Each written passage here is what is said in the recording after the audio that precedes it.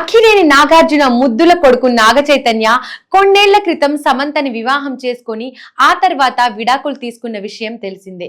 సమంత నుండి విడిపోయినప్పటి నుండి సోలోగానే ఉన్న చైతు ఆగస్టు 8న హీరోయిన్ శోభిత ధూళిపాళ్లతో నిశ్చితార్థం జరుపుకున్నాడు. వారి నిశ్చితార్థం ఫోటోలని ముందుగా నాగార్జున షేర్ చేయగా అవి నెట్టింట తెగ వైరల్ అయ్యాయి. ఇక తాజాగా శోభిత తన ఇన్స్టాలో ఆసక్తికర పోస్ట్ చేసింది. మన పరిచయం ఎలా మొదలైతేనేం ప్రేమలో మన హృదయాలు కలిసిపోయాయి అంటూ నాగ చైతన్యను ఉద్దేశించి కామెంట్ చేసింది.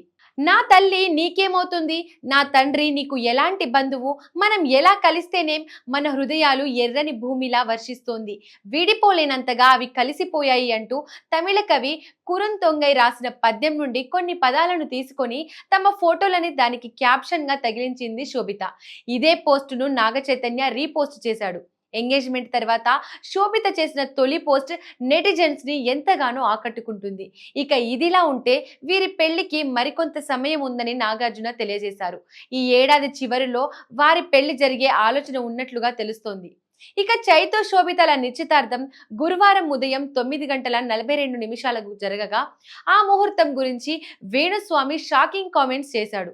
నాగ చైతన్యది కర్కటక రాశి అని, శోభితది ధనసు రాశి అని, చైతుకు 6, శోభితకు 8 వచ్చాయని, దీనివల్ల ఇద్దరి జాతకాల్లో షష్టకాలు వచ్చాయన్నారు.